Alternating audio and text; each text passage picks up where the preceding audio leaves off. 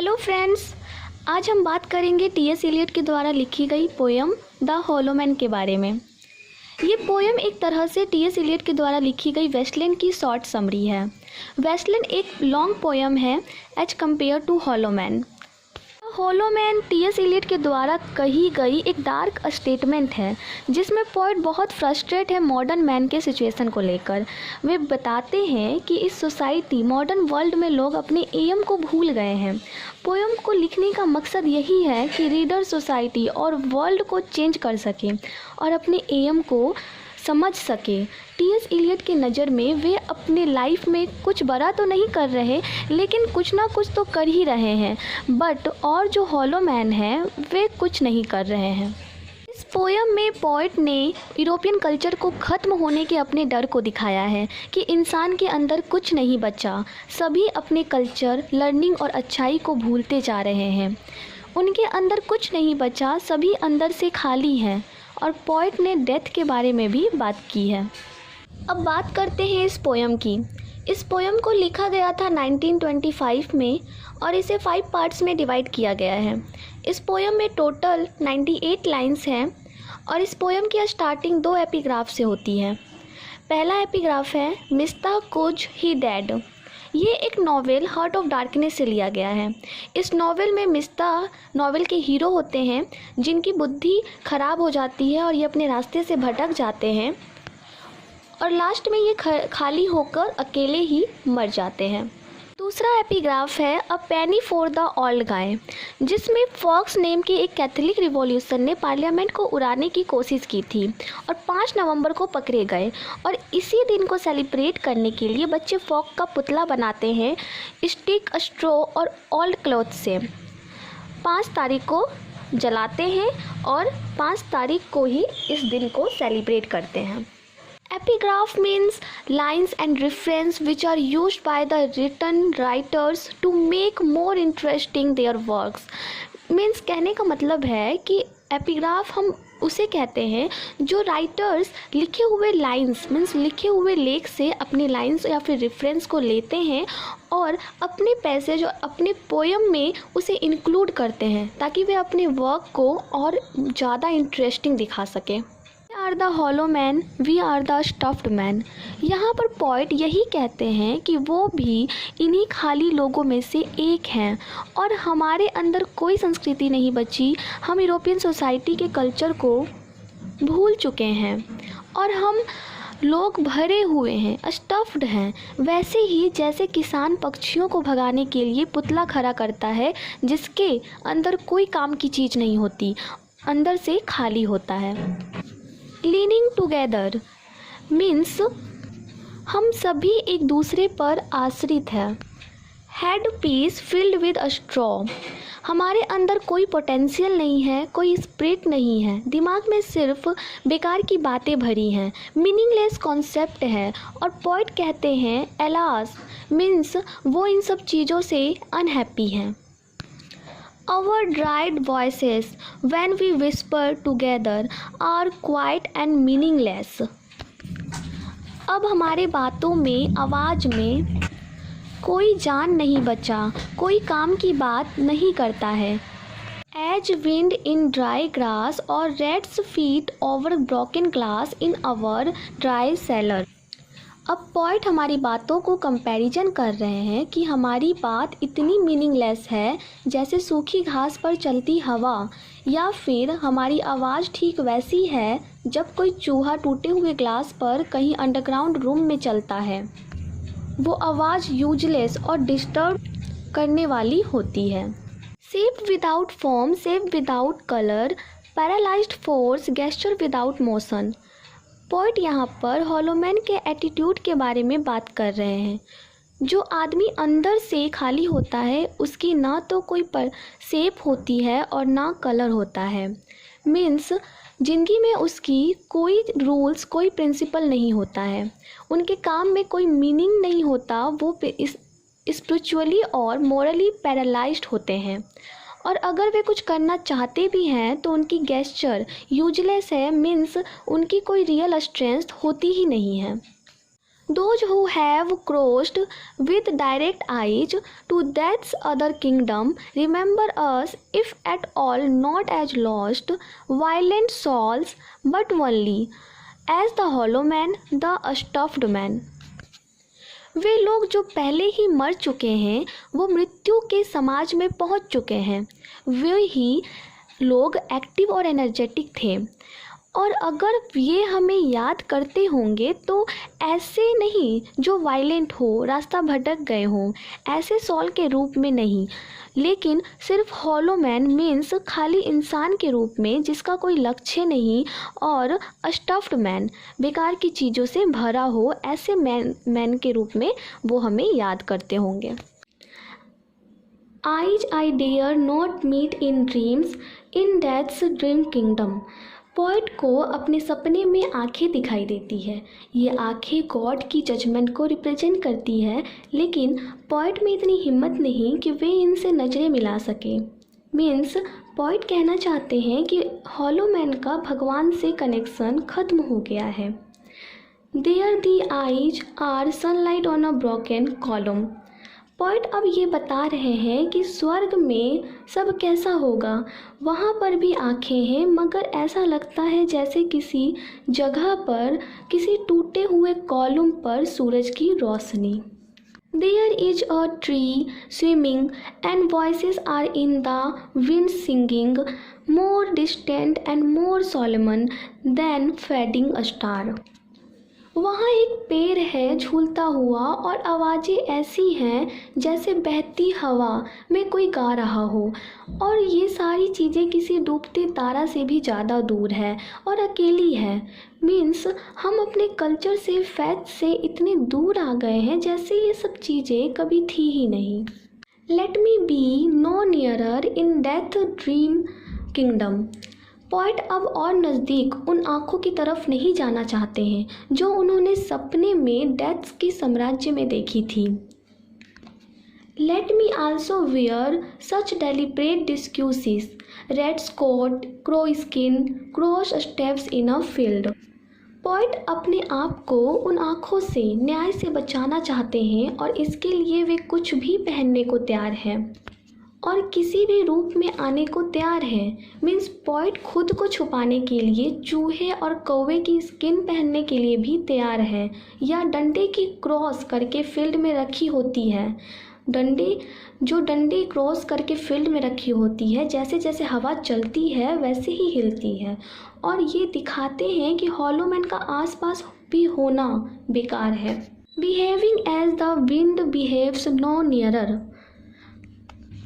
Hollow man खुद तो सारे मॉरलिटी को भुला दिए हैं और अपने मीनिंगलेस बातों से दूसरों को भी अफेक्ट करते हैं।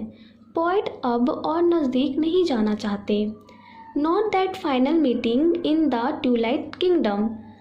न ही फाइनल मीटिंग में, मीन्स अंत समय, जब मृत्यु का समय होता है, और ट्यूलाइट मीन्स सूर्यास्त के समय, धुंधला सा, जो अंत समय में रिप्रेजेंट करता है, जो अंत समय को रिप्रेजेंट करता है। और पोएट उस समय में भी इन आँखों के नज़दीक नहीं जाना चाहते हैं। This is the dead land, this is cactus land.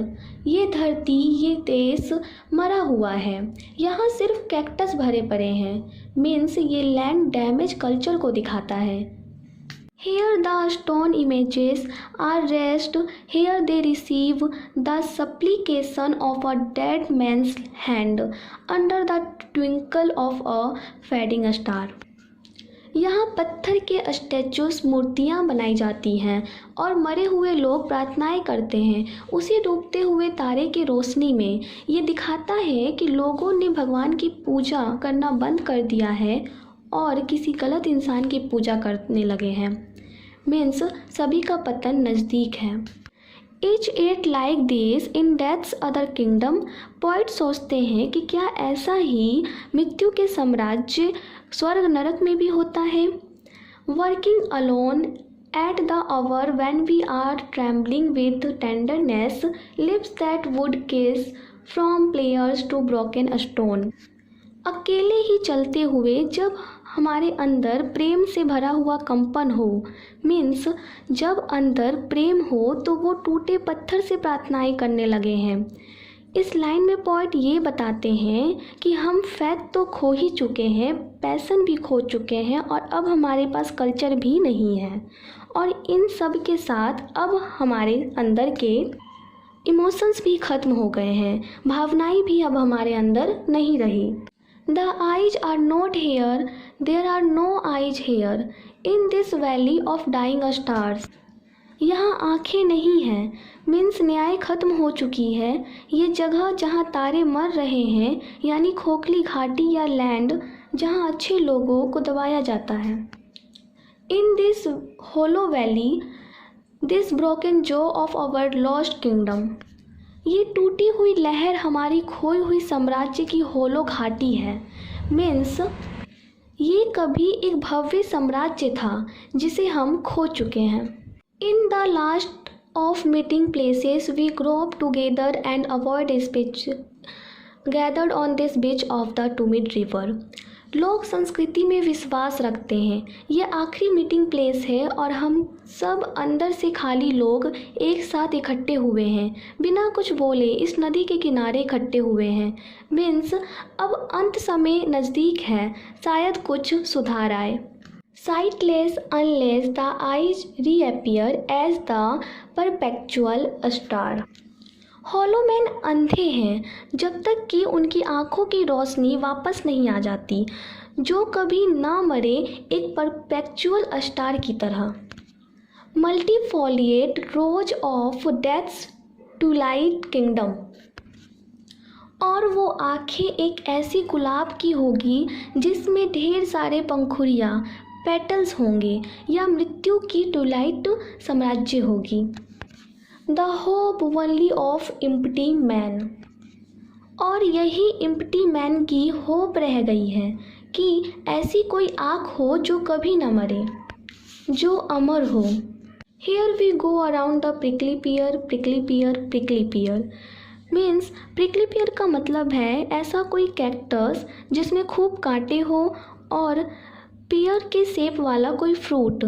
Prickly pear word poet ने 3 बार यूज किया है और कहते हैं here we go around the prickly pear at 5 o'clock in the morning. सुबह 5 बजे से कैक्टस के चारों तरफ नाच रहे हैं। मीन्स पोइट इन लाइन से बताना चाहते हैं कि हमारी ज़िंदगी कठिनाइयों से, कांटों से भरी हुई है। Between the idea and the reality, between the motion and the act, falls the shadow। जब कोई विचार आता है और उसे रियलिटी में बदलने के बीच, और कोई मोशन और उस एक्ट को करने से पहले परछाई आ जाती है। दाइन फॉर दाइन इज़ द किंगडम। ये साम्राज्य तुम्हारा है। ये एक शैडो सिंबलिक है डर की, मृत्यु की। ये बहुत पावरफुल है। दाइन मीन्स ये बाइबल का एक कोट है और ऐसा लगता है कि किसी और की वॉइस है जिसने पोएम में एंट्री ली है और ये गॉड से कनेक्शन रखता है। Between the conception and the creation. किसी कॉन्सेप्ट या आइडिया और उससे क्रिएशन, एक आकार देने, रियल बनाने के बीच। Between the motion and the response falls the shadow. किसी भावना और उस इमोशन को रिएक्शन, प्रतिक्रिया के बीच एक परछाई आ जाती है। Life is very long. वही दूसरा इंसान जिसने एंट्री ली है वह कहता है लाइफ बहुत लंबी है। Between the desire and the spasm. किसी इच्छा और उसे पूरी करने के लहर के बीच। Between the potency and the existence. Means किसी चीज़ को बनाने और उसे अस्तित्व में लाने के बीच। Between the essence and the descent falls the shadow. किसी आइडियल और फिर उस आइडियल से रियलिटी में आने के बीच। मीन्स कोई खुशबू रहती है और फिर उस खुशबू के जाने से पहले एक परछाई आ जाती है। फॉर दाइन इज़ द किंगडम। ये साम्राज्य तुम्हारा है, वही अंधे की शक्ति कह रही है। फॉर दाइन इज लाइफ इज, फॉर दाइन इज द।